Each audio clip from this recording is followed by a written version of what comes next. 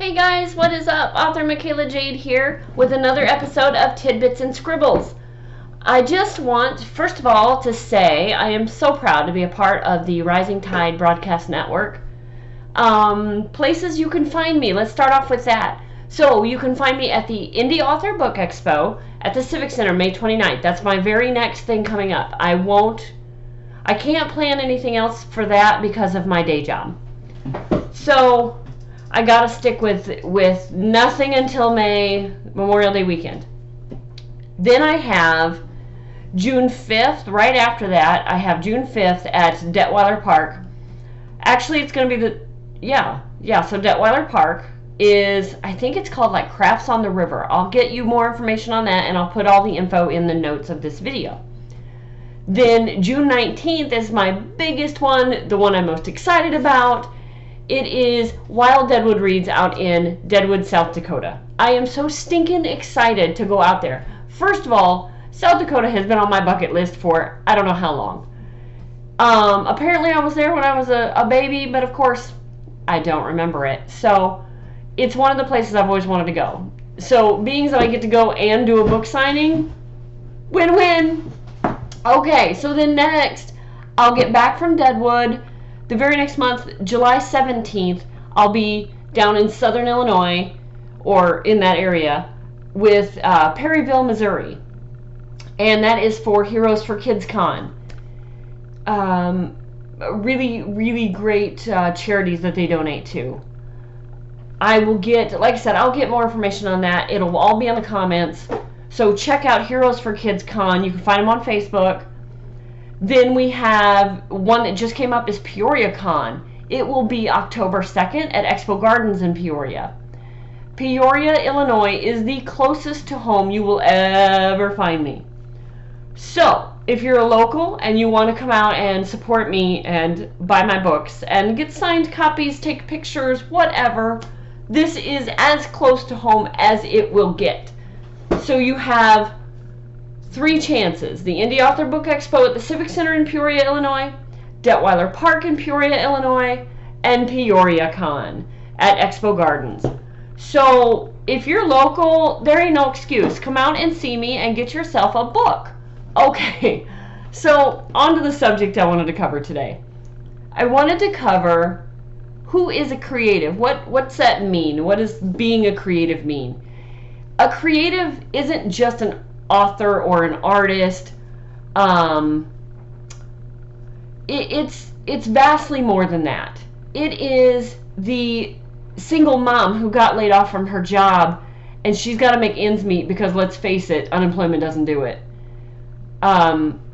There's government programs to help, yes, but they don't go far enough. So it's the single mom that figured out how to provide for her kids when she doesn't have 2 dimes to rub together. It is the restaurant owner that was told, you've got to close your doors. COVID is a thing. You have to close your doors. You can't operate anymore. And the restaurant owner figured out, can we do outside dining? Can we do drive up? We don't have a drive up, but can we have our customers drive up and we'll bring it to them? Can we do that? It is the small business owner that has a product that can help in times like this, that kicked it up a notch, and now they're providing things for the community that they'd never thought of before. It's the stay-at-home moms that decided, you know what, I've got a sewing machine and time on my hands, let me sew some masks together for the medical workers. These are creatives. It's not just your artists and your authors and your musicians. It's everyone who can think outside the box, pitch in where it's needed, and help to solve a problem. And that's, there are personality traits, I guess you could call them, that a lot of creatives have. They don't necessarily have these all, but for the most part, this is what creatives have. And I wanted to kind of share that with you. And maybe that's you. Maybe it kind of touches on what you are.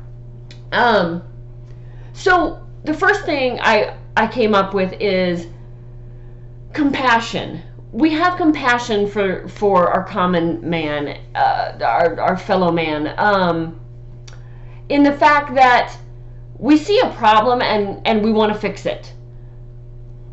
I don't know if that describes you or not, but that's definitely me. I see a problem and I'm like, oh, I can fix it. Whether I have the financial means to fix it, or it's something I can volunteer for, or there's a group that needs help with something, or it's my neighbor that needs a meal.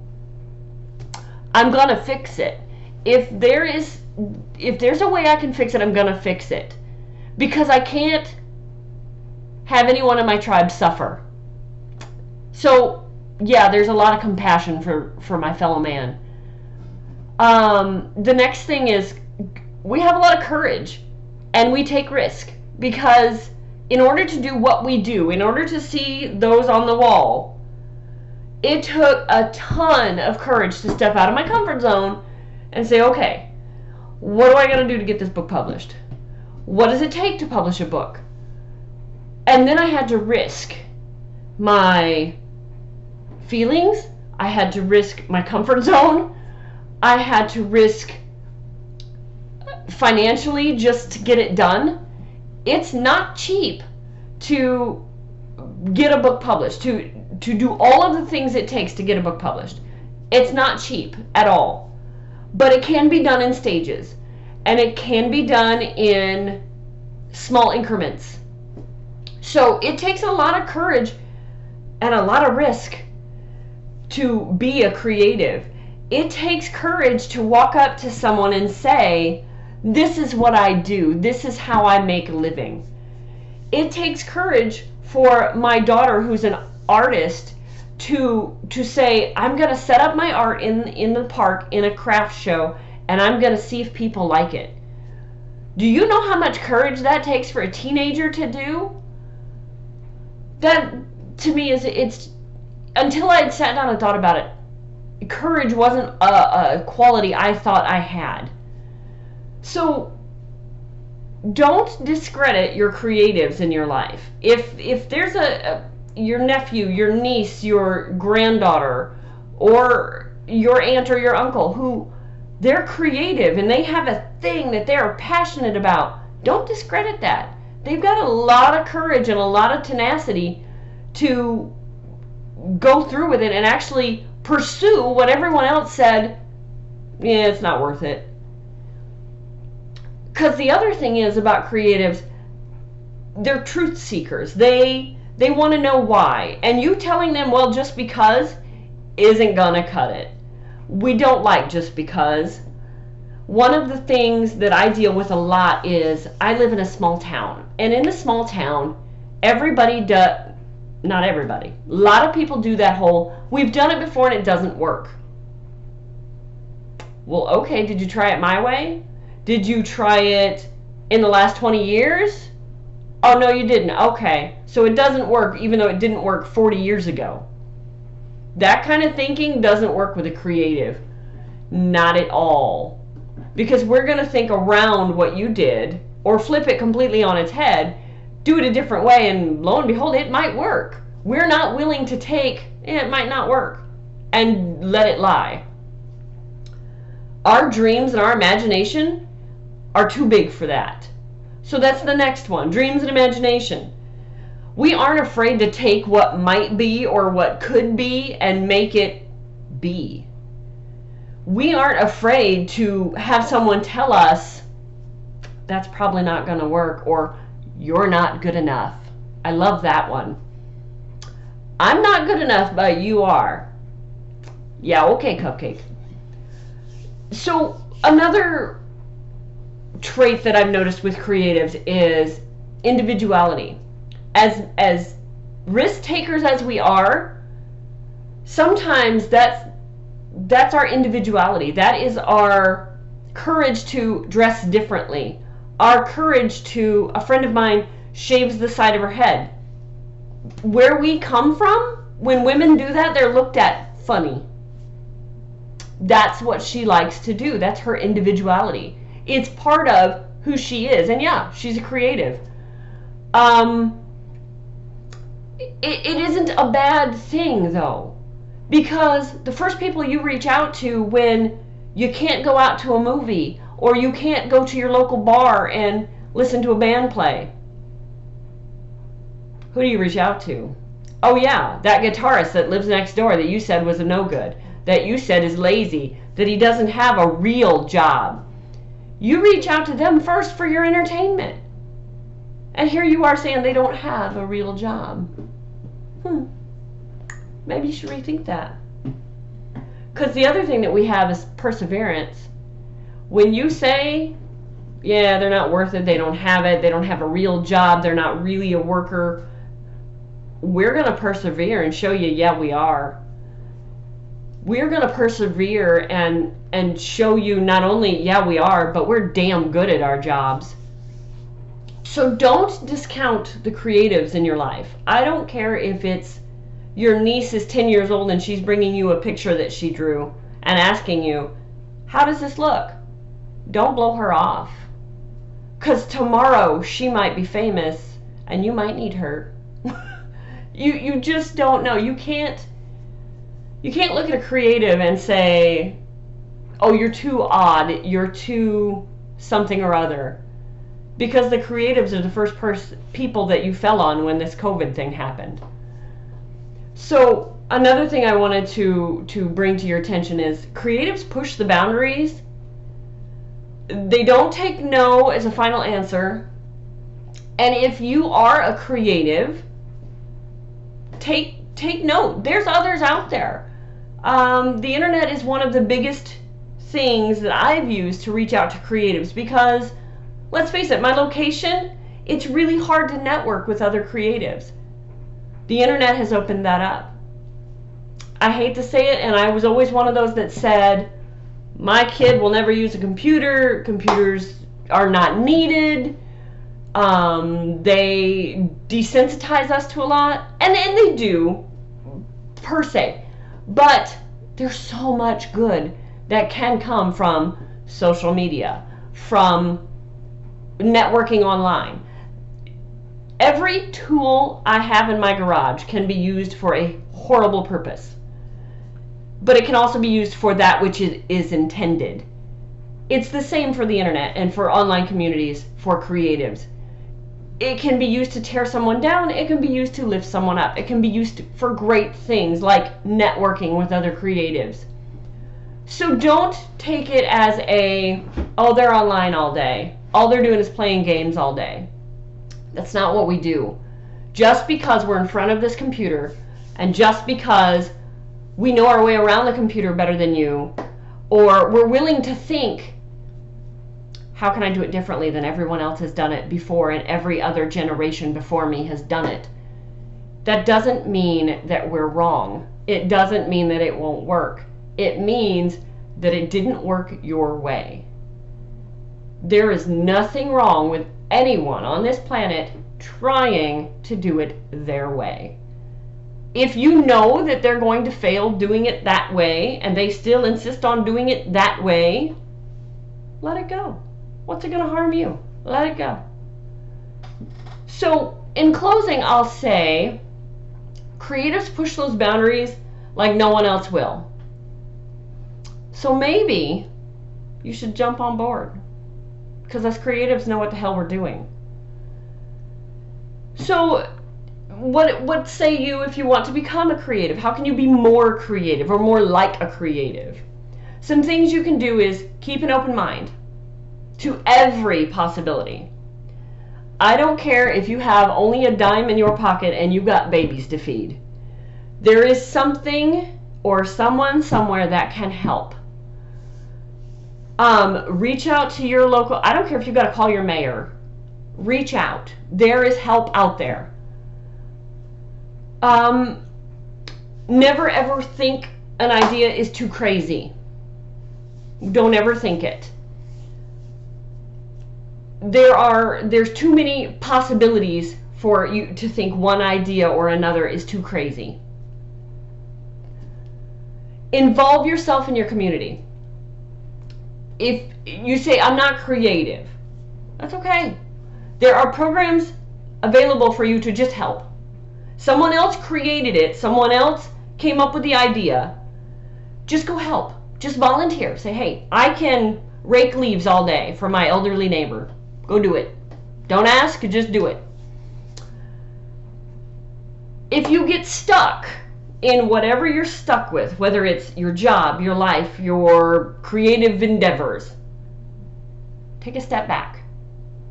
Take a step back and just either assess the situation or ignore it. But take a step back. Whatever it is you need to recharge, recoup, restart, take a step back and examine it. Use brainstorming. One of the things I use all the time is we call it porch sitting.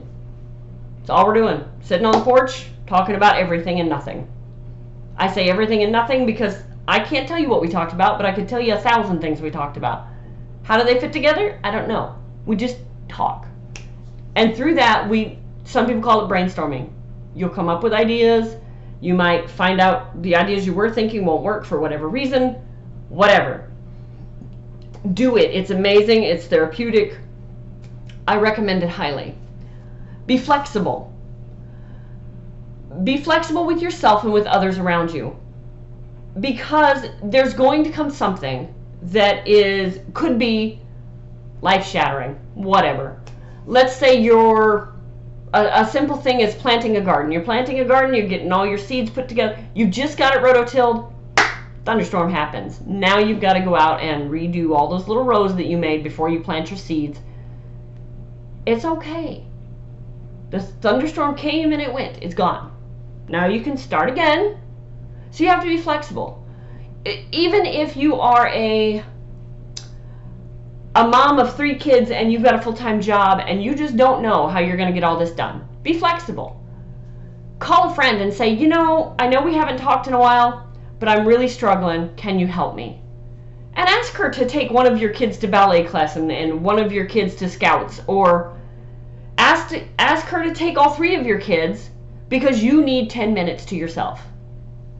Reach out. Be flexible. Nothing is ever going to be, I don't care if you're a drill sergeant, okay? I don't care. It's not all going to work out perfectly. So be flexible. Let me see. My next one here is let work become play and play become work. If every day you go to work and you don't want to be there, people don't want you there either. Your attitude is everything. So if you are of an attitude of, I don't like this job, but I can make it work. Make it work.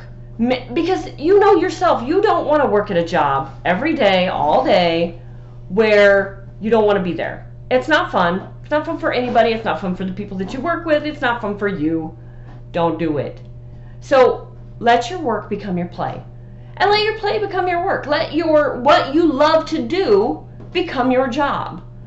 Don't think of it at first as I must do this or I won't have food on the table.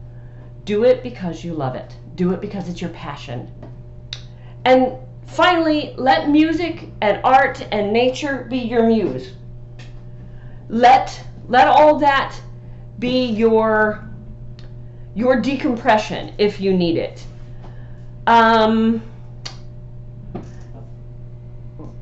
An example I can give you is when I have been around the tech too long, it's too much. I take my archery equipment and I go out to my target. If that's all I can do, if I can't get out to the woods and I can't take a hike, I will take my archery equipment and I will go out the backyard and I will just shoot at the target for hours on end. I will just shoot at the target until my shoulders can't take it anymore. Because that's my meditation, that's my yoga. If yoga is your thing, do it. But take inspiration from it. Take inspiration from the toddler that threw a sippy cup because it was the wrong color. Did you know you can make them mad by the wrong color sippy cup? It happens. Find your inspiration. Take those moments of joy and laugh. Have a good time. Don't think that you must be go, go, go all the time, all the time, all the time, or your world will fall apart. It won't, I promise. You could let it all go for a whole 24 hours, and the next 24 hours will be your best ever. So take it slow, take it easy. Don't be so hard on yourself. Take some tips that I'm giving you here and see if some of them might work for you. All of them may not. All of these creative traits that I've talked about today may not be all of the things that you are, but you may find yourself in some of them. Take some of them, run with it, do your thing, and be the best damn whatever you are that you can be, or that you want to be. If you want to be mediocre and you're satisfied with your life, no one can tell you that's not what you're supposed to do. No one can tell you, well, you need to step it up a notch, or you need to bring it back a notch. It's not them, it's you. Do you, be happy, and take some of these notes and crunch them together, use them as you need them, and reach out to me if you have questions or concerns, or if there's a topic you want me to cover. Or if there's something today that I covered but just a little bit and you want me to elaborate on it. Let me know. Let me know what you want to hear. And don't forget to check out, right after this, Nicholas Anthony Tucker with the Historical Fencing Guild, and learn how to kill your friends safely, because that's important. And I will catch you on the flip-flop.